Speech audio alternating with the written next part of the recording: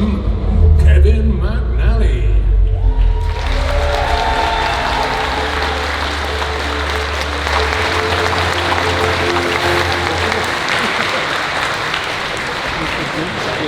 Hello.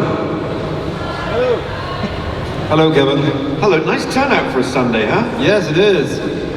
Some Do people. you know the stage is on fire? Yes. We always wanted to have a gas burning on stage. Correct. So, now, ladies and gentlemen, we had a Q&A yesterday in which there were about 13 rounds of applause for Kevin. Yeah. And he really liked that, so we should really break that record today. You did the first one. Let's have a second one.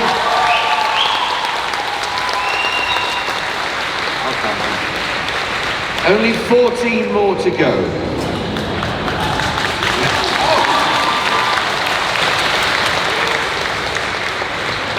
All right, so Kevin, is this your first time in Belgium? No, I've been to Belgium many times. A couple of Comic-Cons, and I've also visited because I like the place. In fact, I spent a bit of time in Brussels just before I came here. And I might, before I leave, maybe go to Bruges, I think. But it's been lovely to spend the time in the centre of Ghent, because I was a little bit outside last time I was here, so it's been very enjoyable to see all the beautiful architecture that you have here. Yeah, and Ghent is the most beautiful city of Belgium anyway. It really, really is.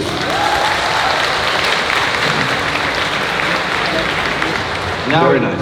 Is there anything that strikes you as being particular or peculiar about Belgians or Belgium? Many things are very peculiar about Belgians I've been discovering today. And I'll tell you the worst thing, it's actually quite a nice game that I play, is when you come up to my table, I like to try to guess which language you speak. I'm getting it about right once every 15 people. And I don't even know what I said there. It's lucky for me that it's French because I speak a bit of French, but I'm going to try to learn a bit of Flemish for the next time that I'm here. I feel would be a good idea. I hope you're keeping count of these. Yes, we're at 6. Good. So we can continue the Q&A in French. Oui, certainement. Ok, essayons. Peux-tu? No, I can speak French. I can't understand it. Yeah. All right, so as we talked about this yesterday, there's a drinking game which goes like, can you name 3 famous Belgians? I believe you succeeded yesterday, so can you name 5 famous Belgians? No. No, I won this yesterday with the 3. You did. I can name 4. Go on. So we've got Hergé, obviously. We have Hercule Poirot, if you include people who aren't real. We have René Magritte, and we have Audrey Hepburn. Wow, that's a round of applause. And in fact, if I hadn't wasted my time researching Belgian beer last night, I could have researched famous Belgian people and got another one, but I didn't. I got caught out by the beer. Now, I don't know, was anybody here yesterday? Yes. As you might remember, there was one topic we didn't brush upon because we didn't have enough time. No. I believe... I so wanted to bring it up, but you never had time. And I looked it up last night and it changed my life. Because, ladies and gentlemen, Kevin... Because I happen to have written a book.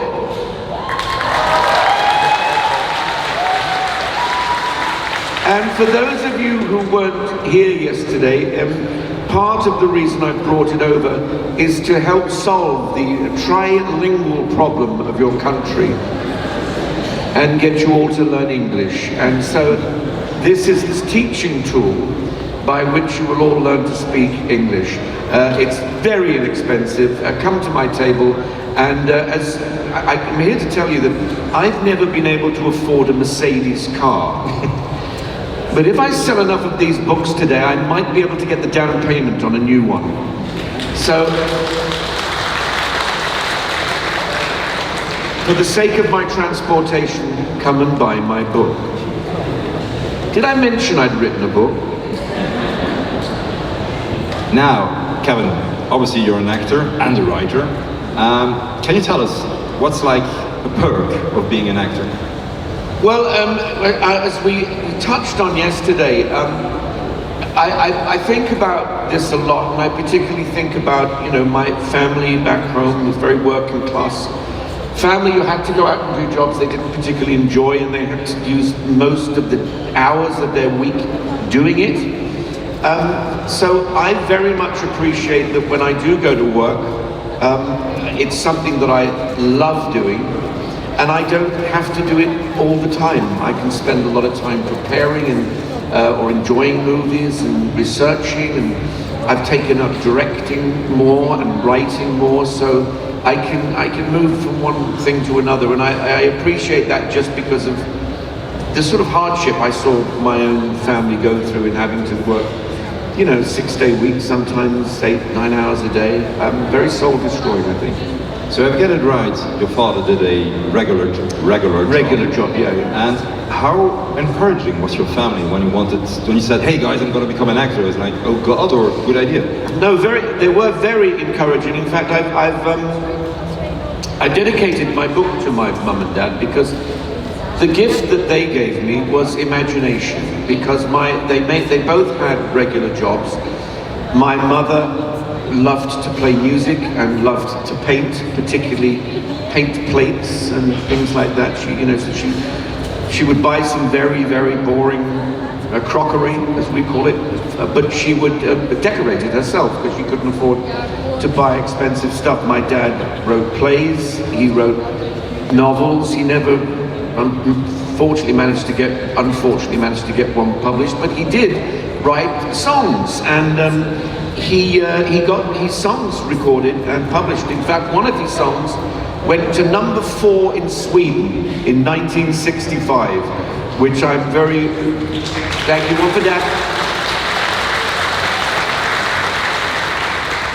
And when I did first start to travel in Europe, I was going through Italy on a train, and I had to change stations at a tiny little village, and I went into the local bar to get a drink, and there was a jukebox, and I went and looked at it, and my dad's song was on this jukebox, and I sort of played it, and I was very happy the next time I saw him to tell him that I'd played his song in a tiny little bar in a small town in Italy. Wow. Yeah. And were they still around when you started becoming successful? Yes, yeah. They were both at the premiere of the first 3 pirate films, which they Can't say the name. No, pirate. I said it. Shit. I'm not allowed to say pirate. Shit. I said it. But so they did manage to see a little bit of that, which was nice. But the very long-winded answer to your question, they were very supportive, because I think the last thing they wanted me to do was what they had to do. And we talked about your parents. You also have kids. Was the fact that their father was an actor a blessing or a curse to your kids? Well, I'll never forget when the film that I can't talk about first came out. My children said, "Oh, we can't wait to go to school and tell everybody that you're in this big blockbuster hit film." And I went, "Wait a minute." I said, "You might not get the response to that you want." And indeed, they came home later in the day saying the kids had been really horrible to them because they thought they were bragging about their dad being in this film. So they've learned to be very cautious about popular culture and being connected to it, which is sort of a shame, but it's a good life lesson to learn, I think. You often hear that kids of actors, they go like, "No, I don't want to talk about my famous dad or mother." No, exactly, and I think that's something that, I mean, obviously it's not so bad for me because I'm a character actor, but if you're the son of a famous film star, a really sort of top-notch film star, that can be a terrible weight to carry, I think. Yeah, I mean, if we talk about the colleague of yours in the movie, we can talk about, and we can't name, but yeah, his first name sounds like whiskey, you know who I mean? Yeah. I mean, imagine being his child and everything that has been going on in his divorce procedure must be horrible. Well, I mean, that's the other thing, that when things like that happen, your life is owned by the public. I can pretty well go around killing people and nobody gives a damn, you know. It would... Well done. I wouldn't even make the papers, I think, if I murdered someone, which is rather disappointing to me. But yeah, it's a thing. We talked about this yesterday, that I am really, really happy that I can walk around largely unrecognised, but occasionally people do come and say that they, you know, that they like my work, and that makes it really enjoyable, and I get the best of fame and not the worst of it. I don't know if you've ever seen this, but there's a beautiful bit on the Graham Norton show with Mr. Bean, and he explains a thing that somebody comes up to him and he says, like, did anybody ever tell you you're like the spitting image of that Mr. Bean guy? Have you ever been mistaken for somebody else or somebody in the streets? Like, yeah, yes, I have actually. Funnily enough, there is a newscaster in England who has recently been disgraced through a sexual scandal, and somebody in the park the other day thought it was me because I do look a bit like him. So that was very odd for somebody to be commiserating that my career had been destroyed by a gay sex scandal. Because for a moment I thought, my God, did I get that drunk last Friday? I don't know. But then I was in the theatre once, and somebody left a message saying, can I have a drink with you afterwards? A rather attractive young lady. And she came and talked to me about the play and said how much she loved it. She talked for we talked about half an hour, 3/4 of an hour. And at the end of it, she said, well, I've got to go now. It's been really nice meeting you. Thank you very much, Mr. Branner, she said. And I said, that's quite all right, you can call me Ken. So that was a bit of a kick in the bollocks, I'll tell you. So that's about the two major times I've been recognised. Oh, apart from the time somebody thought I was Tom Cruise. Oh yeah. The resemblance is uncanny. Yeah, really. It's uncanny. I think that deserves a round of applause. How are you doing on that? 10. Yes. Only 4 more. You said, I mean, you just mentioned you did theatre plays. If you had to choose acting for television movies, theatre plays, or writing a book, what's your favorite? Definitely, as I've got older, I've become less interested in the theatre. I've done so much in the theatre, but particularly now that I'm teaching students film acting, I'm directing short films, working up to try to direct my first feature film. I've become utterly obsessed with filmmaking in my latter years, and as I feel the clock ticking, I don't want to waste 6 months doing a play when I could be learning more about, you know, the film industry. Oh, you're an exception to the rule, because often you hear people who are getting a little older, not you obviously, they go like, yeah, really, Ian McKellen, Patrick Stewart, they want to do more theatre plays than movies because they can actually interact with the audience. Well, that's because they're bonkers, that's why. Absolute lunatic thing to want to do. They're in their 80s, for God's sake. Yes. They'd be lucky to see the end of the run.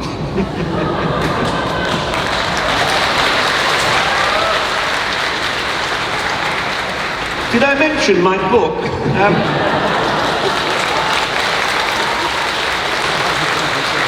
Killing two birds. Yes, killing two birds with one stone. There, flogging my book, and it's now down to 2 rounds of applause I need. That's all. One more. Not now. Later. I'm really happy because the 3 you did like that. I thought if you're gonna do the 2 and the 1 like that, we're gonna have. I go 3 and then I go 2. Yes, it's better. Okay, they don't know this in Belgium because I know in England this is also an insult. In Belgium we don't do that, so you could have done that one. Do you do the middle finger? Yeah, we do. So have you just middle fingered me? Okay, fair enough. Do you know where that comes from? I heard with the archers. The archers at Agincourt, yeah. They used to go to the French like that. Because I always heard there was a battle where the winners cut off the 2 fingers of the losers, so they couldn't pull the arches anymore. So when you did this, it was to show they didn't have the fingers to pull the arches. Well, you learn something every day. I think a round of applause for him now, don't you?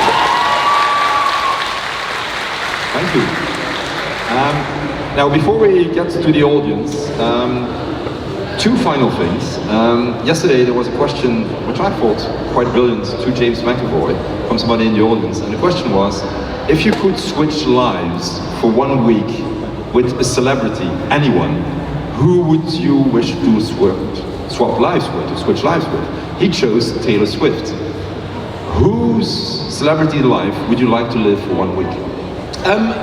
I think it would be nothing to do with either the music industry. I'd like to swap my life with a very famous astronaut during the week in which they walked the moon.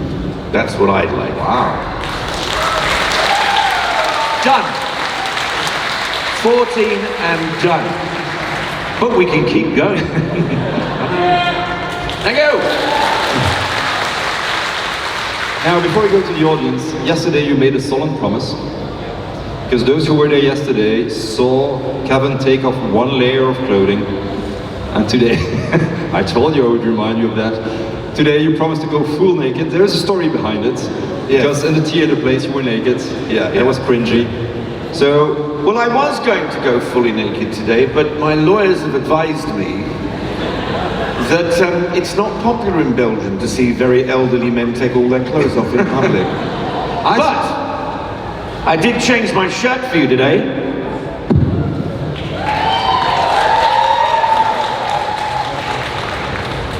For my love of space.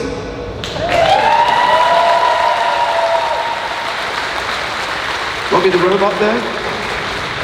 I think we'll keep it at that. Thank you so much. Yeah, we'll leave it there, shall we? I mean, you would generate so many divorces, all these women leaving their husbands for you and stuff. I know. All those divorce suits, it'd be terrible. Yeah. So, ladies and gentlemen. And my underpants are really boring as well. Granny pants. Granny pants, yeah. Well, I don't know, I could guess. How do you know? Yeah, what happens in a hotel stays in a hotel. Ladies and gentlemen, this is your time to shine and to ask any questions you always wanted to ask to Kevin. So there's 2 microphones, one on the left, one on the right. Don't be shy, do like the lady there, it's amazing. Go and queue up. There's a few basic ground rules. English only, 1 question per person. No asking for free hugs or kisses or Kevin's hotel room number, I got that. Please remember these track rules, so no direct questions about films and actors and series. And do speak in the microphone and articulate, please. We'll start on the left. Right, go ahead. Hello. Hi, so you mentioned your book, and I was wondering if I come to your stand, if you will signature it for free? No. And then I got a little... Because I want that Mercedes. And what's the second half of your very cheeky question? If you would be interested in a boat, how would you call it? A boat? Yes. I think I would have to call it the Master Gibbs. I like that. Thank you. The lady on the right. Kevin, to the right. Oh, sorry. Hi. Hi. Welcome back. Thank you. Thank you for remembering me. I was wondering if there was ever anyone that you really looked up to that you had to work with, and if you still get starstruck, or if you did get starstruck. Well, I don't get starstruck by actors anymore. I still get starstruck when I meet, rock musicians who I loved when I was younger, and I've met a few members of Pink Floyd and of The Who, and I get completely fangirly when that happens. But the people I look up to is when I started out as a 16-year-old boy in my local theatre, I still look up to, and I still know some of them who are still alive, the actors who, taught me to be respectful towards audiences, who taught me my original, my entrance into the world, not only of acting, but of being an adult. I came from a very, as I told you, quite deprived background, which at the time I grew up in the 50s and the 60s, there was ingrained in you sort of racism and homophobia and misogyny. It was part of, growing up, and they taught me, pulled me up on that as a young man and said, that's not the way to live your life. And so I respect those people so immensely, and when I see them now, I always remind them of all they did for me. Thank you. Thank you. Kevin, Hi. can you do an impression of how you are when you are fangirling? Hello, Mr. Waters. Hello. Hello. Which country do you want to visit here in Belgium, but didn't you visit yet? What's that? Which city here in Belgium do you want to visit? Which city do you want to visit? No, I've seen all the cities I want to visit here now. Thank you very much. I don't know, actually. Whenever I come here, people recommend that I go to places I've already been to. So if anybody's got another suggestion for me, I'm all ears. So you've done Brussels? So when you come to my, did I mention my book?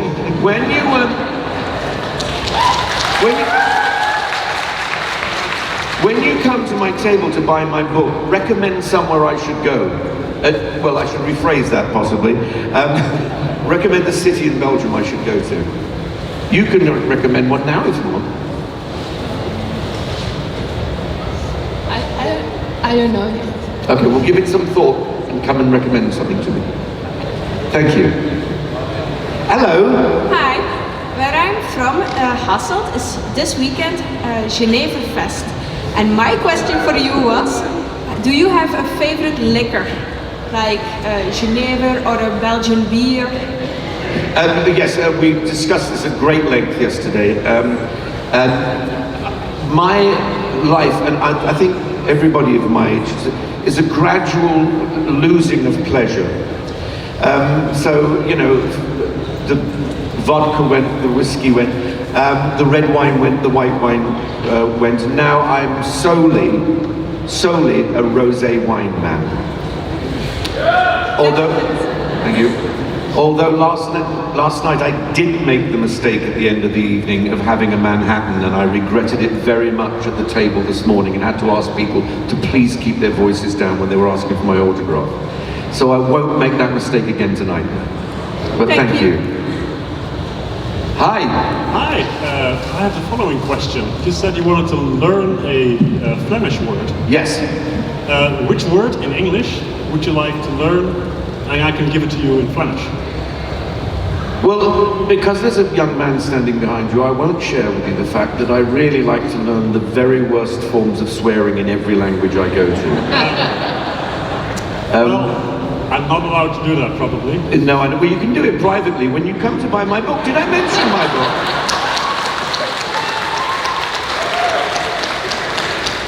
You can do it then.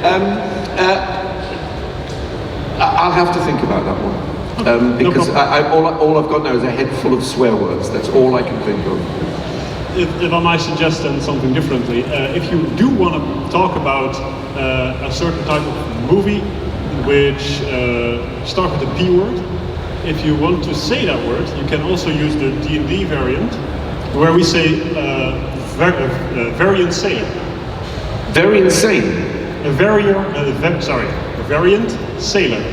Because if you play with a background as a sailor, you can take the variant sailor, in which you are a bit unlawful. Oh, okay, great. That'll get me round the strike. Yes. Thank You're you. welcome. Thank you. Round of applause for I have not a clue what he was talking about, but it was fantastic. Yes, hello there. Hi. You're still here today, how wonderful. Yes, I stayed here. I slept here. Oh, nice. I hid under Well, actually in this room? I hid under the bushes. Oh, great. You mentioned earlier that you would like to swap lives with a person who walked on the moon. I was wondering which fictional character from a movie or a book would you want to swap lives with and why? Well, I'm going to be really, really boring and say Dave Bowman from 2001: A Space Odyssey, because he's the first man who gets to interact with an alien culture, and it's, as I talked yesterday, it's my favorite movie, 2001, and one of my favorite books. So, interestingly enough, a science fiction book, which... Can I just add, it's a very good book. I started reading it yesterday. She did, she bought a copy. And nothing bad's happened to her. Well, She slept here, but hey. That's true. That's how she couldn't even go home. That's how much she loved the book. I didn't finish it yet. No, well, I'm not surprised. It's about 400 pages. I mean, you'd have to be a pretty fast reader to It's finish pretty. that. It's really good. Oh, good. I like it. Good. Thank you. Bye. There's another rave review, ladies and gentlemen. Thank you. By the way, Kevin. This young man here. Hello. What is your favorite color? What's my what? Favorite color? Black. Does that count as a color? Why? I love dressing all in black. In fact, I wrote a song called Dress in Black once. I don't do it here because I like to be a bit more brightly coloured, but I just think it's a really cool colour. As the lady behind you is demonstrating as we speak. And so is, I think, your father? Yes. Yes, well, he's demonstrating how cool a colour it is as well. Well, is yours grey? It's grey, yeah. Is that your favourite colour? What's your favourite colour? Science. Science? Which end of the stick have I got wrong here? He's read your book, I think. I think he's daddled his brain. Did he not say what's your favourite colour? Yes, he did. You know, in your own time.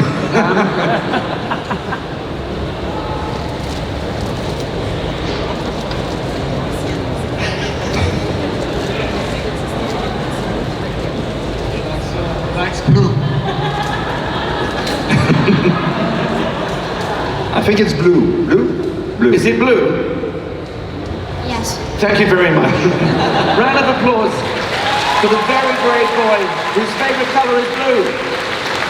And science. By the way, Kevin, about being the astronaut who walked on the moon, I don't know if you heard this, but last week NASA revealed that if they couldn't get back to Earth, NASA would have just dropped communications. Yes, and they would have just let them die without knowing what would happen. Can you imagine how terrible it must have been there? Well, I mean, it's so nearly. If it wasn't for the genius piloting of Neil Armstrong, they wouldn't have even survived the landing. So he's remembered very fondly. Thank you, Neil. Round of applause. One for Neil. Yes, dear. Hi again. I was wondering, because you mentioned playing a lot of character actors, and was this like a conscious choice, or was this something you kind of rolled into with time? No, what happened was I started very young as an actor, 50 years ago, and it was in a way too young. I hadn't really done anything in life apart from be an actor. So what happened was for the first 10 years of my career, I played very boring young men, you know, boyfriends and husbands and stuff. So it wasn't really till I started hitting my 30s, I started getting character roles, and I thought that's what I want to do. And I'd sort of missed the boat as a young leading man, you know, and I wasn't really very good at that either. And I just wasn't handsome enough, or I wasn't buff enough, or you know, whatever. So I've just always enjoyed being a character actor, and the benefits it now gives me is fantastic. It's a very good question, thank you. All right, 3 final questions. Go on. Dress in black, dress in black. There will be no turning back, no. Go on. So you're teaching acting classes? About bloody time. So you're teaching acting classes? Yeah. What is something a student did that you laughed so hard that you almost pissed yourself? I think the first entrance, coming to the top of the stairs, tripping and falling down. There's something about people falling over that really makes me laugh, and it makes me laugh more because I know I shouldn't. They probably really hurt themselves. And in fact, one of the first films I wrote and directed, people were saying, you've got to, what I really wanted was to see, do you know what a milk float is? A milk float is a little electric vehicle that delivers milk. The milkman, To have them yes, back in the yes. day, the milkman. And this film was called The Milkman, and he was a psychotic milkman who was trying to kill this actor. And I got him a scene that I thought was so funny, where a little old lady on a Zimmer frame is walking across the road and the milk float runs her over. And people said, "You think that's funny?" I said, "Well, it makes me just hoot with laughter." So things are people falling over, I think, and when my students fall over, I love it. Bear that in mind if ever we work together. Hi. Hello, Princess. Where did you find your inspiration for your writing your book? Where did I find it? Anybody who's a fan of science fiction will know that there's the golden era of science fiction, the 1940s to the 1960s, Isaac Asimov, Arthur C. Clarke, Robert Heinlein, and that was what I grew up on. And when I decided to write the book, did I mention my book? I was very lucky. I thought I've got to buff up on that period of sci-fi. And exactly that year, when I started to write it, Gollancz produced a series called The 100 Best 20th Century Sci-Fi Novels. I bought the whole lot of them, and I read as many as I could, and then just got immersed in that whole style, you know, with good science behind it. And I read a lot of comedy because I wanted it to be a funny book as well. So a lot of sources, really. But a good question, thank you. Welcome. Final question, make it a good one, no pressure. Welcome to Belgium. Thank you. And I wondered if you could share a fun fact with us that nobody knows of you and you're secretly happy that no one ever asked. It's a cheeky one, sorry. Yeah, I'm not sharing it though, for the very reasons that you've described. No, I don't think there is anything like that, because my life is too full of acting, writing, directing to really have time for much else. But the one thing people don't know about me is my capacity to down rosé wine. There really is no volume of it you can put in front of me that I can't finish. And if you want to test that theory out later, when you come to buy my book, I can demonstrate my ability to drink rosé wine. That's fine. Hold on, that's my liver screaming. Now, Kevin, before we wrap this up, I have a personal favor to ask. And you all are into this. Yesterday, one of the people asked if you could sing a song. And half the audience had to make one noise, the other half had to make another noise. And I think this audience will be better than yesterday. Can we do it again? Yes, let's do it, okay. I'm going to sing an extract from a film that I can't talk about. But all that half are going to make the noise of the wind in the rigging of a ship. And it goes like this. Come on, come on. Try it. Louder. No, not zombies. And all this half are going to be the wind. So let's hear it both together. Okay, now I want you to keep that up really, really loud while I sing this. 15 men on a dead man's chest, yo ho ho, and a bottle of rum. Drink and the devil have done for the rest, yo ho ho, all together, and a bottle of rum. Give yourself a round of applause.